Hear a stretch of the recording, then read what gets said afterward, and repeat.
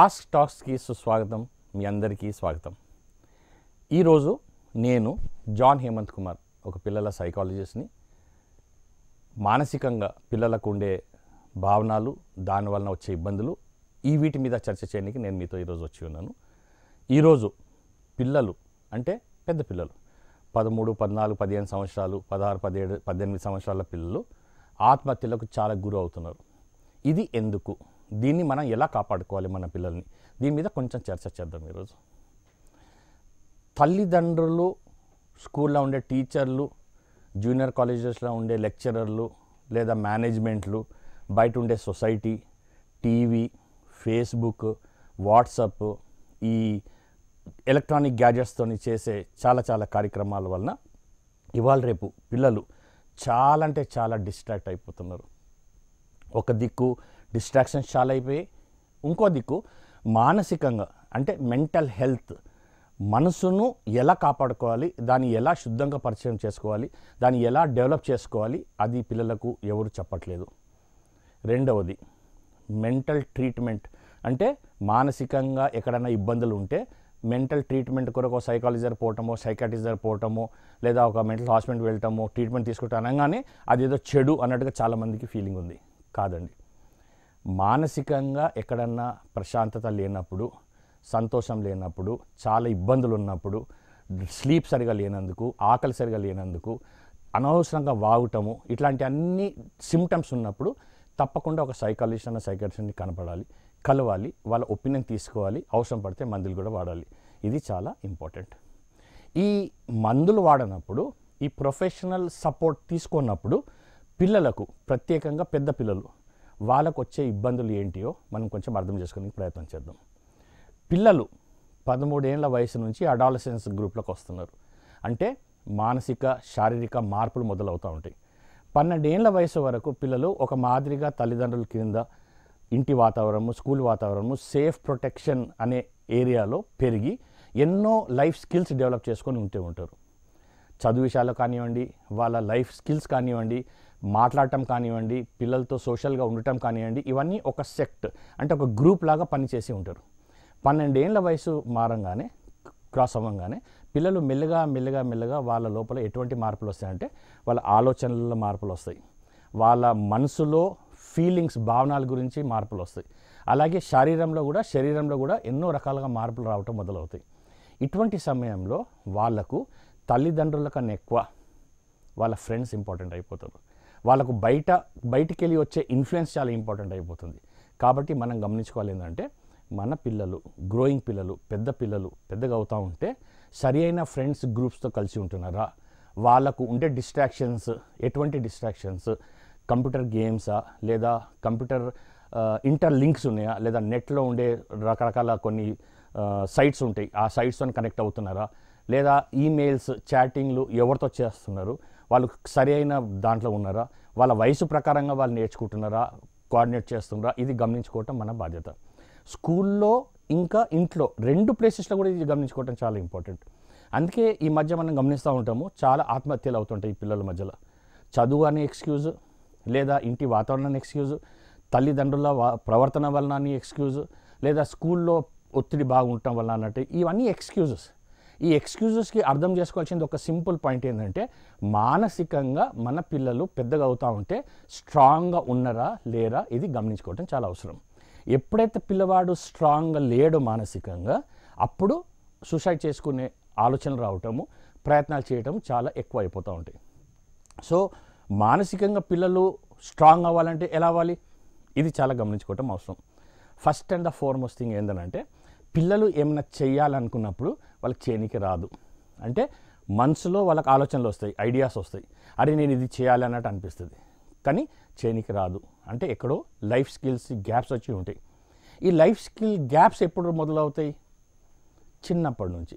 అంటే పుట్టినప్పటి నుంచి 6 ఏళ్ల వయసు వచ్చే వరకు పిల్లవాడు ఎక్కువ సమయం ఇంట్లో ఉంటాడు.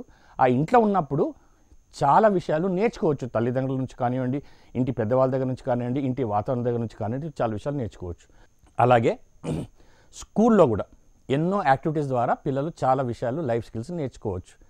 కానీ ఇవాళ రేపు ఉండే ఫాస్ట్ పేస్ కాన్సెప్ట్స్ స్కూల్లో కూడా టక టైం టేబుల్ ప్రకారంగా షెడ్యూల్ ప్రకారంగా ఏదేదో చేసేసుకోవటము, ఏదో సాధించుకోవటము అని వాళ్ళు టైం పిల్లలకు సరిగా ఇవ్వకుండా, అలాగే ఇంట్లో తల్లిదండ్రులు వాళ్ళు బిజీగా ఉండటం కానివ్వండి, లేదా ఎన్నో యాక్టివిటీస్ వేరే అనవసరమైన యాక్టివిటీస్లో ఇన్వాల్వ్ అయిపోవటం వల్ల కానివ్వండి, పిల్లవాడికి స్పేస్ దొరకట్లేదు, సమయం దొరకట్లేదు. దేని కొరకు? తన లైఫ్ స్కిల్స్ డెవలప్ చేసుకోనికి.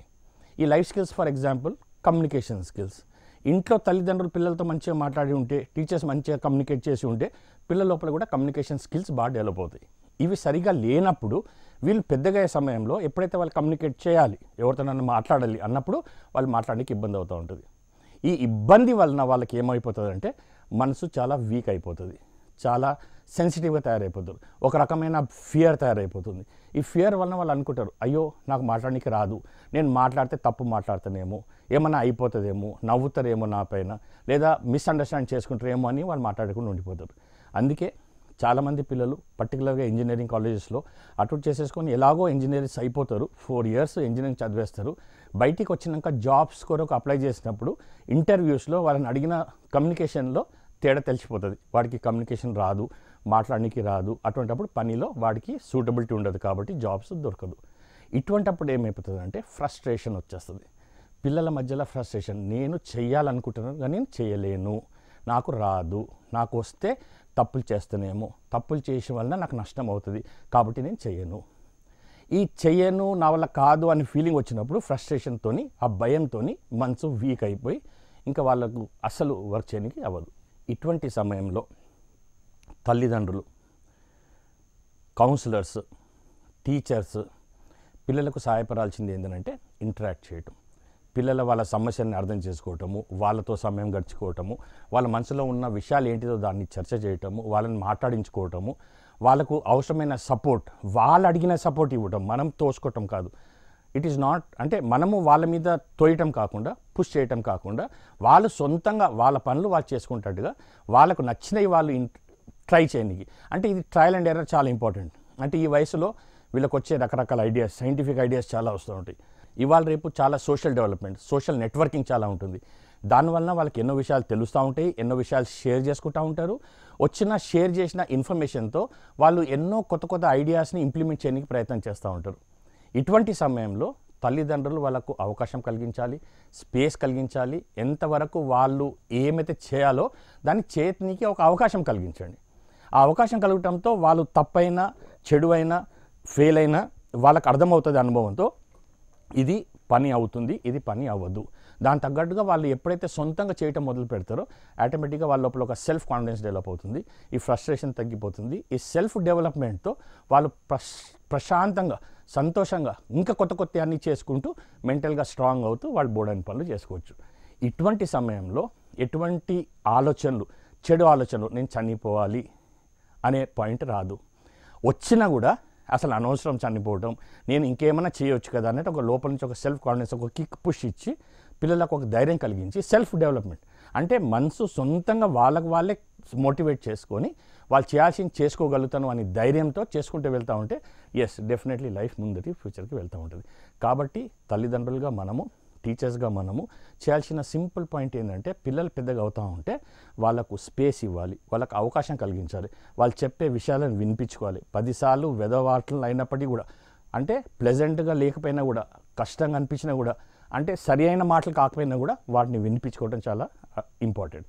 అంటే పిల్లల మనసులో ఉన్న మాటలు, భావనలను మనం అర్థం చేసుకుంటే వాళ్ళ లోపల ఒక సెల్ఫ్ కాన్ఫిడెన్స్ వస్తుంది. నాతో మా వాళ్ళు ఉన్నారు, నేను చేసేది ఓకే అని ఒక ధైర్యం వస్తే వాళ్ళు ఎప్పుడు కూడా సూసైడ్ చేసుకోవడానికి ప్రయత్నం చేయరు. కాబట్టి రాను రోజుల్లో పిల్లల్ని గమనించుకోండి, చాలా చక్కగా వాళ్ళతో ఉండండి, షేర్ చేసుకోండి, మీ విషయాలు వారితో షేర్ చేసుకోండి, వాళ్ళ విషయాలు మీతో షేర్ చేసుకోండి. మోర్ యాజ్ ఎ ఫ్రెండ్, ఒక మంచి ఫ్రెండ్ లాగా వాళ్ళతో ఉండి వాళ్ళకు మంచి స్పేస్ కలిగిస్తే they will feel very happy.